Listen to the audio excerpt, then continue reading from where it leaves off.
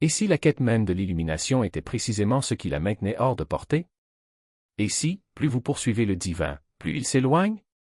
Toutes les traditions spirituelles, des maîtres zen ou soufis en passant par les mystiques chrétiens séparés par des siècles et des continents, sont parvenus à la même conclusion intrigante: le secret réside dans le silence. Non pas comme une autre technique à maîtriser, mais comme la seule porte que l'esprit ambitieux ne peut corrompre. Il y a une folie particulière au cœur du voyage spirituel.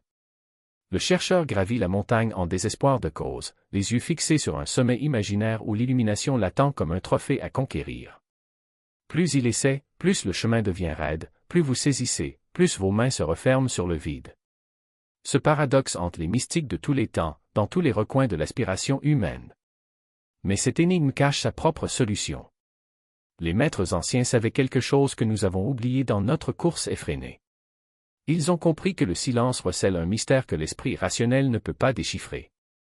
Ils ont reconnu que, dans l'intervalle entre les respirations, dans l'espace entre les pensées, dans ce vide fertile qui perçoit chaque mot et chaque concept, vit quelque chose de plus proche que n'importe quel effort ne pourrait atteindre. Quelque chose se brise au moment de l'éveil spirituel, mais ce n'est pas ce à quoi on s'attendait. Les pratiques accumulées, les années de discipline, les bibliothèques de textes sacrés dévorés, les retraites suivies, les gourous consultés, tout cet effort s'effondre devant un constat si simple qu'il confine à l'absurde. Vous étiez déjà à la maison. Le voyage était une illusion. À distance, fiction. Cette vérité apparaît à plusieurs reprises dans les récits des mystiques, mais chaque nouvelle génération de chercheurs doit la découvrir à partir de zéro, doit s'épuiser contre le même mur ancestral. La croissance spirituelle ne naît pas d'une accumulation frénétique, mais d'un calme intérieur, d'un abandon à ce qui existe déjà. L'obsession des objectifs spirituels devient le principal obstacle à la grâce. L'intensité du chercheur, son désir ardent de transformation, crée une armure de fer autour de ce qu'il désire le plus. Voyez comment fonctionne ce piège. L'ego, sentant sa propre dissolution dans un véritable éveil, exécute une brillante manœuvre. Cela transforme la recherche spirituelle en un autre projet, un autre domaine pour votre survie. L'illumination devient un objectif comme un autre, quelque chose à poursuivre, à mesurer, à atteindre. Je médite depuis 10 ans. J'ai étudié avec des maîtres accomplis. Je pratique 8 heures par jour. L'œil est renforcé et non affaibli. Le moi s'étend, déguisé en spiritualité, proclamant l'humilité tout en cataloguant secrètement ses propres réalisations. La recherche elle-même devient l'obstacle. C'est peut-être l'arnaque la plus cruelle du marché spirituel. Chaque technique proposée, chaque pratique prescrite, chaque carte dressée d'une conscience supérieure court le risque d'alimenter la structure même qu'elle promet de dissoudre.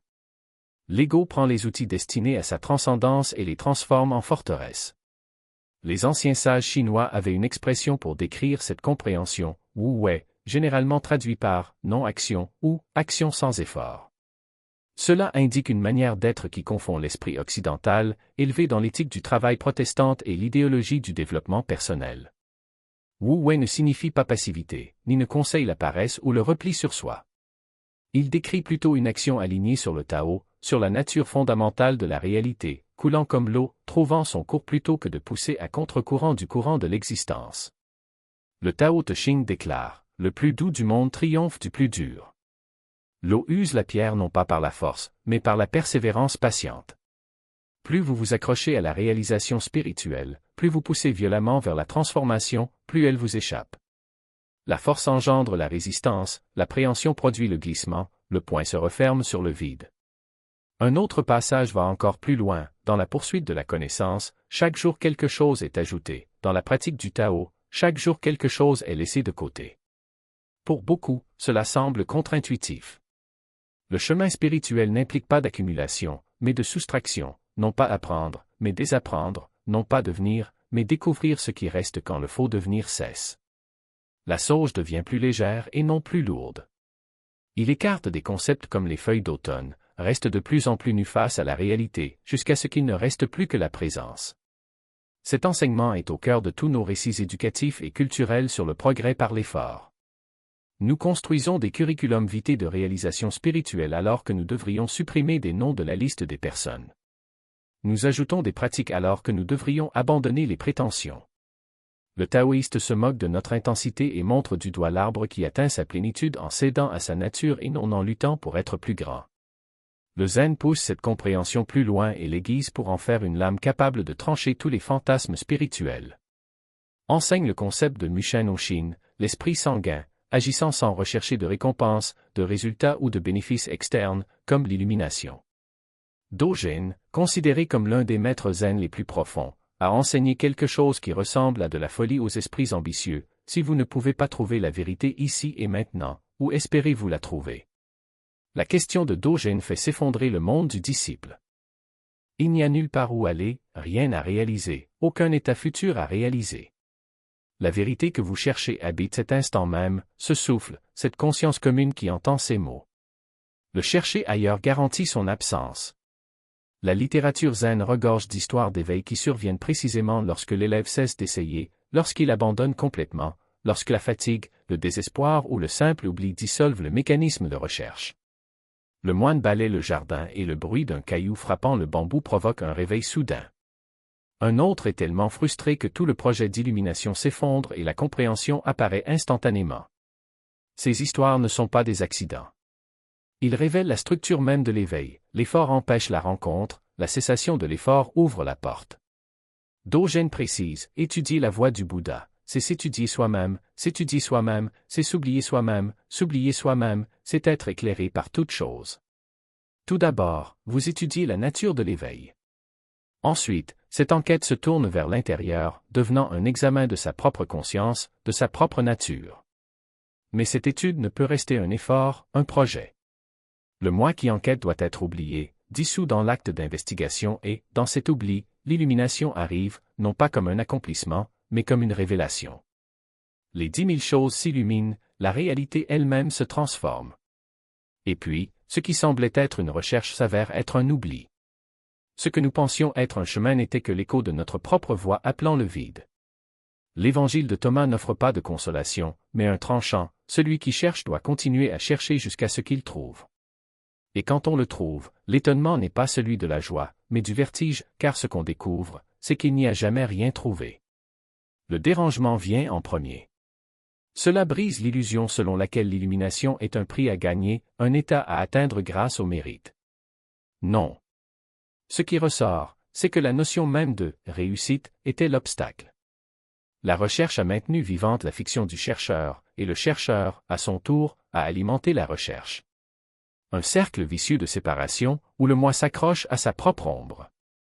Mais quand le trouble s'installe, quand le sol disparaît sous nos pieds, quelque chose de plus profond surgit, l'étonnement. Je ne suis pas émerveillé par l'extraordinaire, mais par l'ordinaire, car ce qui a toujours été ici, maintenant, est vu pour la première fois. La respiration, le silence entre les pensées, l'immensité qui contient toute chose, y compris la perturbation elle-même. Il n'y a plus personne devant qui s'émerveiller. Il y a juste de l'émerveillement. Le bouddhisme zen, avec sa précision chirurgicale, appelle cela kench, voir sa propre nature. Mais ne vous y trompez pas, ce n'est pas un aperçu, une expérience passagère. C'est l'effondrement de la structure qui soutenait l'idée des expériences. Le zen ne propose pas de technique pour produire l'illumination, car l'illumination n'est pas un produit. Ce qu'il propose, ce sont des koans, des énigmes insolubles, non pas à résoudre, mais à dissoudre celui qui les résout. Quel était ton visage avant la naissance de tes parents? La question ne demande pas de réponse, mais l'anéantissement de l'esprit qui cherche des réponses. Quand l'intellect est épuisé, quand la lutte cesse, ce qui reste n'est pas un vide, mais la plénitude de ce qui a toujours été. Le maître zen Akuin l'a décrit comme le son d'une main qui applaudit. Il n'y a pas de logique, cela n'a aucun sens et c'est précisément là que la vérité se révèle. Non pas dans la compréhension, mais dans l'incompréhension. Pas dans le contrôle, mais dans l'abandon. Et qu'en est-il du taoïsme, cette sagesse qui coule comme l'eau? Lao Tzu a écrit, le Tao qui peut être nommé n'est pas le Tao éternel. Ici, le langage échoue déjà avant même de commencer. Tao n'est pas un concept, ni un chemin, ni un but. C'est le mouvement spontané de la réalité, le flux qui ne peut être capturé par des mots. Le sage taoïste ne cherche pas, ne s'efforce pas, ne s'accroche pas. Il suit le vouet, la non-action, qui n'est pas la passivité mais l'action sans effort, comme la rivière qui sculpte la montagne sans intention. Le Wu Wei n'est pas une technique, c'est la reconnaissance que la nature fait déjà tout à la perfection. L'arbre n'a pas de mal à grandir, l'oiseau n'a pas de mal à voler. Pourquoi les êtres humains luttent-ils autant? Parce qu'il a oublié qu'il est aussi la nature. Le taoïsme n'enseigne pas comment atteindre le Tao, mais prendre conscience que nous n'en avons jamais été séparés. L'illusion n'est pas la distance, mais la croyance en la distance. Dans toutes ces traditions, le même fil conducteur, l'illumination n'est pas un état futur, mais la révélation de ce qui a toujours été présent. Ce n'est pas quelque chose à ajouter, mais quelque chose à reconnaître. Et cette reconnaissance ne dépend pas de l'effort, mais d'une sorte d'oubli, l'oubli du moi qui s'efforce. Le paradoxe est le suivant, plus vous cherchez, plus vous vous éloignez. Plus vous vous abandonnez, plus vous vous rapprochez. Mais ici l'abandon n'est pas la résignation. C'est l'abandon de quelqu'un qui réalise qu'il n'a jamais eu le contrôle. C'est l'abandon de celui qui voit que l'idée même de « soi » est une histoire racontée par l'esprit, et que la réalité est beaucoup plus large, beaucoup plus simple, beaucoup plus immédiate. Alors, que reste-t-il? Pas une doctrine, pas un système, mais une invitation, stop. Arrêtez de chercher. Arrêtez d'essayer dur. Arrêtez de croire qu'il y a quelque chose à faire. Non pas parce que le voyage n'a aucune valeur, il en a, car il nous mène au point d'épuisement, au point où il n'y a plus nulle part où aller. Mais parce qu'à ce moment-là, il se passe quelque chose. Quelque chose qui ne peut être décrit, seulement vécu. Ce n'est pas un état d'extase, ce n'est pas une expérience mystique. C'est la vie ordinaire, vue sans filtre. Le petit déjeuner, la pluie sur la fenêtre, le poids de votre corps sur la chaise, tout cela est soudainement suffisant. Non pas parce que c'est devenu extraordinaire, mais parce que l'extraordinaire a toujours été là, caché dans la simplicité de ce qui est. La vérité n'est pas au bout du chemin. C'est sur le chemin ou plutôt, au moment où nous réalisons qu'il n'y a jamais eu de chemin. Qu'il n'y a jamais eu de « vous » séparé avec qui marcher. Que le voyage était toujours une illusion, et l'arrivée, un souvenir. Silencieux. Pas un silence passif, mais qui s'impose comme un portail. Il est alors demandé aux disciples de fermer les yeux, non pas pour dormir, mais pour se réveiller, pour voir, enfin, ce qui a toujours été devant lui, caché par le battement des paupières. Le maître n'offre aucune réponse, seulement le vide qui les précède. Et c'est dans ce vide que quelque chose bouge, non pas comme une forme définie, mais comme un murmure qui n'appartient à aucun langage. La tradition hermétique ne demande pas de croire, mais de garder le silence. Cela ne nécessite pas de foi, mais de délivrance. Ici, le silence n'est pas un moyen pour parvenir à une fin, c'est la fin elle-même qui se révèle comme un commencement. Quand Hermès Trismégiste écrit que « le silence est la première étape de la purification », il ne propose pas de technique, mais souligne une vérité inconfortable, vous êtes déjà purifié, mais vous ne le savez pas. L'esprit, habitué à nommer, diviser, posséder, résiste. Elle préfère le bruit au calme, le connu à l'inconnu, l'illusion du contrôle à l'abandon. Mais le silence ne s'apprivoise pas. Ce n'est pas un état à atteindre, mais l'absence de tout ce qui empêche de le reconnaître. Et que se passe-t-il lorsque, pendant un instant, l'esprit se calme? Il n'y a pas de réponse, mais la fin des questions. Une lumière n'apparaît pas, mais la disparition des ténèbres qui la cherchaient. Les mystiques chrétiens l'appelaient le nuage du non-savoir, les soufis, fana, les bouddhistes zen, satori. Différents noms pour la même expérience, la chute du masque du soi, l'aperçu qu'il n'y a jamais eu de séparation. Ce qui reste n'est pas un vide stérile, mais un silence fécond comme l'espace entre les notes d'une chanson, sans lequel il n'y aurait pas de mélodie. Le corpus hermeticum insiste, le silence est le ventre de la parole. Avant tout son, avant tout concept, il y a un silence qui n'est pas absence, mais plénitude. C'est de lui que naît le logo, non pas comme idée, mais comme acte créateur. Et si la création est un déploiement de ce silence primordial, alors le retour n'est pas une ascension, mais une plongée. Il ne s'agit pas de monter vers le ciel, mais de descendre au fond du puits, là où l'eau se révèle enfin claire. Les gnostiques comprenaient cela comme la rédemption par le silence. Non pas par la gnose intellectuelle, non par l'accumulation de connaissances ésotériques, mais par la dissolution de l'impulsion de se connaître soi-même. L'évangile de la vérité décrit le Père comme celui qui ne peut être nommé, non pas parce qu'il est inaccessible, mais parce qu'il est antérieur à tout nom. Et qu'est-ce qui précède le nom sinon le silence? Non pas le silence comme interruption de la parole, mais comme matrice d'où toute parole émerge et à laquelle elle retourne inévitablement. Lorsque le maître zen dit « Si vous trouvez le Bouddha, tuez-le », il n'incite pas au nihilisme, mais à la compréhension que même l'idée de l'illumination est un obstacle. Le Bouddha n'est pas un objet à trouver, mais le silence qui permet de le reconnaître en tout. De même, le Dieu des mystiques n'est pas une entité à atteindre, mais l'espace dans lequel vous êtes déjà immergé et qui ne se révèle que lorsque vous cessez de tenter de le saisir.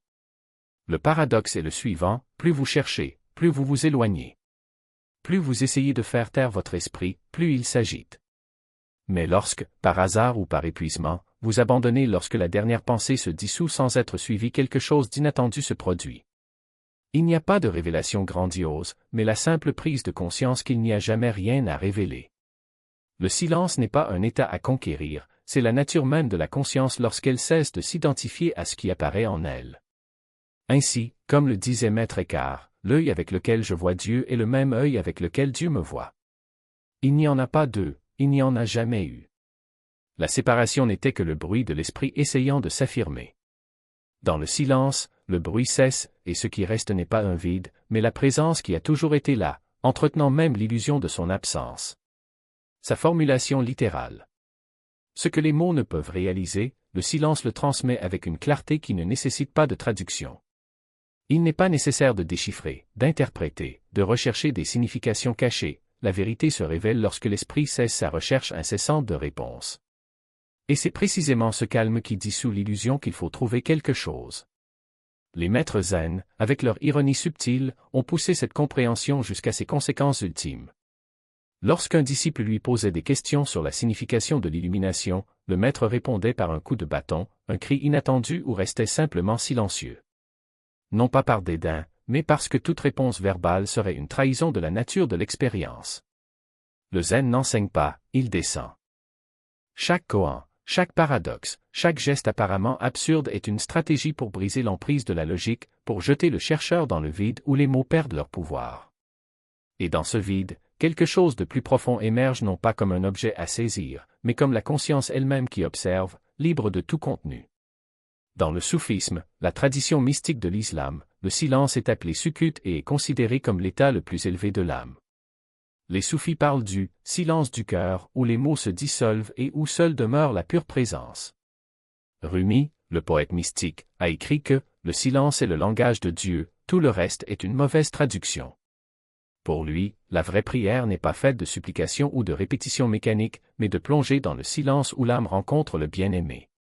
Le derviche tourneur, dans sa danse extatique, ne recherche pas seulement le mouvement, il cherche le moment où le mouvement cesse et où seule subsiste la filature de l'être lui-même, sans centre, sans périphérie, sans séparation. Même dans la tradition juive, où la parole est sacrée et où la Torah est étudiée avec une rigueur exégétique, il existe une profonde reconnaissance du silence comme chemin. Le Zohar, texte central de la Kabbale, enseigne que le silence est la demeure de la Shekinah, la présence divine. Les kabbalistes méditent sur les lettres hébraïques non seulement comme des symboles mais aussi comme des portails vers l'ineffable. Et quand les lettres se dissolvent, quand l'esprit s'apaise devant le mystère, c'est dans le silence que la lumière se révèle.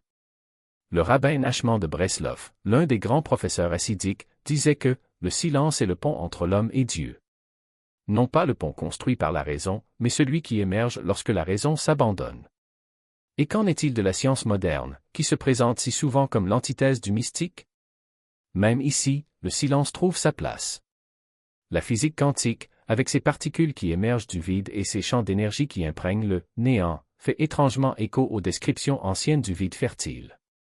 Les scientifiques parlent d'un champ unifié, d'une information non locale, d'une réalité sous-jacente qui transcende l'espace-temps des concepts qui, à la base, pointent vers le même mystère que celui que les mystiques décrivent comme le silence. Même les neurosciences, en étudiant les états méditatifs, confirment ce que les traditions spirituelles ont toujours su, que le cerveau au repos, libéré du bruit de l'esprit discursif, entre dans un mode de fonctionnement où la séparation entre sujet et objet se dissout. Mais ne vous y trompez pas, ce silence n'est pas de la passivité. Il ne s'agit pas de l'absence d'action, mais de l'action la plus complète, celle qui ne se perd pas dans l'effort, qui n'est pas fragmentée en objectifs. C'est le silence de l'artiste devant la toile vierge, du musicien devant la première note, de l'amant avant le baiser. C'est le moment où tout est prêt, mais où rien n'est encore fait. Et c'est précisément dans ce « pas encore » que réside la puissance maximale, la pure possibilité. Le paradoxe ultime est le suivant, plus vous recherchez le silence, plus il vous échappe. Plus vous essayez de faire taire votre esprit, plus il s'agite. Car le silence n'est pas un état à atteindre, mais la nature même de la conscience lorsqu'elle cesse de s'identifier à ce qui surgit en elle. Ce n'est pas quelque chose que vous faites, c'est quelque chose que tu es. Et lorsque cette vérité est révélée, les mots deviennent inutiles.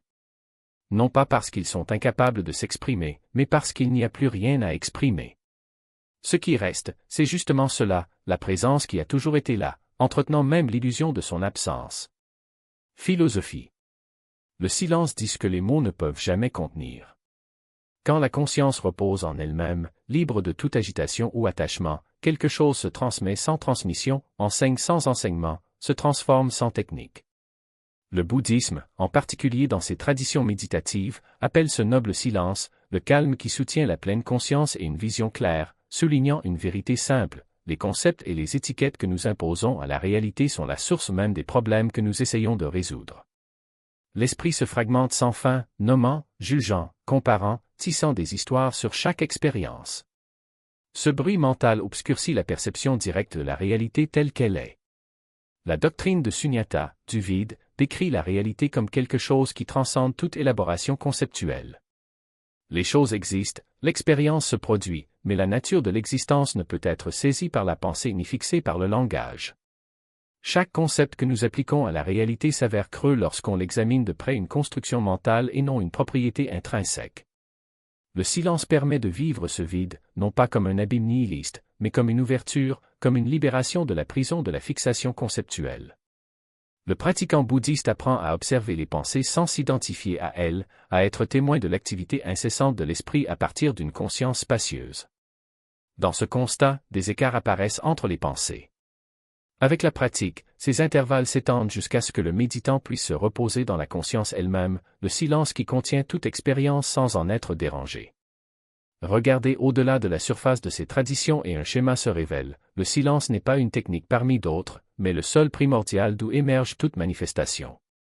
Avant la pensée, avant les mots, avant que le cosmos ne soit organisé en forme particulière, le silence existait déjà. Non pas comme absence, mais comme potentiel infini, l'unité indifférenciée qui précède toute division.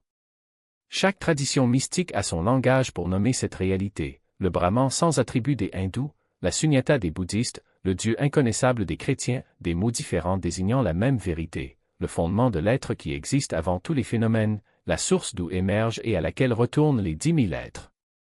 Les mystiques cherchent à rediriger l'attention vers cette origine, à toucher le silence qui précède et contient toutes les paroles, toutes les pensées, toutes les expériences. Non pas pour échapper à la manifestation, mais pour reconnaître le fondement d'où émergent les formes. Lorsque vous vous reposez dans cette reconnaissance, vous participez au pouvoir créateur de la source elle-même. Les traditions décrivent un dépouillement systématique des concepts et des mots, les mystiques chrétiens appellent cela la via négativité, s'approcher de Dieu non pas en disant ce qu'il est, mais en supprimant tout ce qu'il n'est pas couche après couche, les concepts disparaissent jusqu'à ce qu'il ne reste que l'ignorance. Ce déni culmine dans le silence, au sommet de l'ascension mystique, où, au-delà des mots et des concepts, se trouve le silence générateur qui contient tout le potentiel.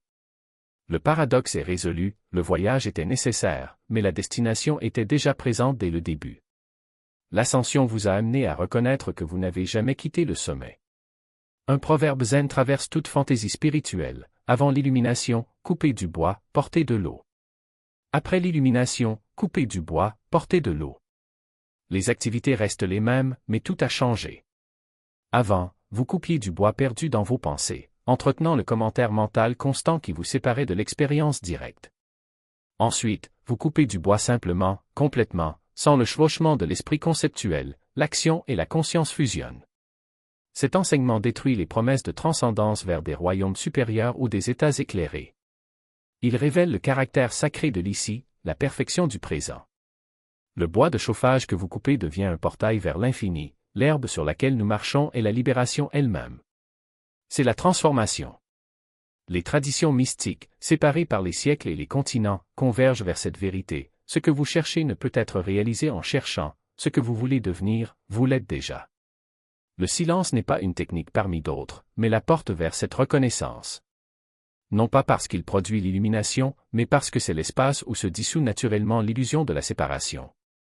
Les maîtres anciens ne parlaient pas de théorie mais d'expérience directe, une invitation à abandonner toute poursuite ambitieuse, l'illusion que la conscience doit être conditionnée dans un état de calme digne d'être atteint. Nous avons construit des industries entières autour de l'éveil spirituel, promettant toutes de délivrer ce qui sature déjà votre existence, et tout cela ne sert qu'à vous distraire de la vérité. Votre nature fondamentale est déjà complète. Mais cette affirmation comporte son propre danger, l'ego peut même s'approprier cet enseignement. J'ai besoin de réaliser ma vraie nature. J'ai besoin de m'éveiller à ce que je suis déjà. Le silence coupe ce piège car il ne peut se transformer en projet sans cesser d'être silence. Remarquez ce qui se passe dans un véritable silence, le dialogue interne s'arrête. Dans cette cessation, que reste-t-il? La conscience elle-même, présence sans contenu, espace où surgit toute expérience. Vous vous reconnaissez comme cette conscience, comme le champ dans lequel tout apparaît. Cette reconnaissance ne nécessite pas des années de pratique, mais seulement la volonté de s'arrêter, de se reposer dans ce que l'on est avant de se dire qui on devrait devenir. Et puis, à un moment imprévisible, la structure s'effondre, la recherche s'arrête, l'attachement se dissout. Le silence que vous avez cultivé se révèle non pas comme quelque chose que vous avez accompli, mais comme ce que vous êtes, ce que vous avez toujours été. À ce moment-là, rien ne change et tout se transforme. La vie continue ses tâches ordinaires, mais vous n'êtes plus le moi séparé luttant contre l'existence. Vous êtes le silence lui-même, conscient, présent, témoin de la danse des phénomènes sans vous identifier à eux. Les mystiques n'ont pas mis l'accent sur le silence pour rendre les choses difficiles, mais parce qu'il ne peut à lui seul être corrompu par l'esprit en quête de conquête. Ils savaient que l'enseignement définitif n'a pas de mots, que la vérité la plus profonde ne peut être transmise que dans le calme. Maintenant, à la fin de cette réflexion, permettez-vous d'écouter les 30 prochaines secondes de silence. Ne cherchez rien, soyez simplement ce que vous êtes avant que la pensée ne vous définisse. Vous êtes déjà à la maison. Le silence le sait. Restez tranquille et reconnaissez. C'est le moment où la voix se tait, non pas par épuisement, mais parce que la véritable écoute commence là où finissent les mots. Vous n'avez pas besoin d'aller nulle part. Il n'y a aucun voyage à accomplir, aucune destination à atteindre. Ce que vous cherchez respire déjà en vous, comme l'air qui remplit vos poumons sans que vous ayez à le demander. Je suis reconnaissant d'avoir marché jusqu'ici, non pas en tant que spectateur, mais en tant que personne qui reconnaît que chaque pas franchi n'était qu'un retour à ce qui était toujours présent. Il n'y a pas de « prochaine fois », car le moment présent est éternel. Ce qui reste, c'est simplement de rester, pas d'attente, pas de promesse, juste le calme qui est déjà le vôtre. Jusqu'à ce qu'il n'y ait plus de séparation entre ceux qui écoutent et le silence. Jusqu'à ce qu'il n'y ait plus rien à dire.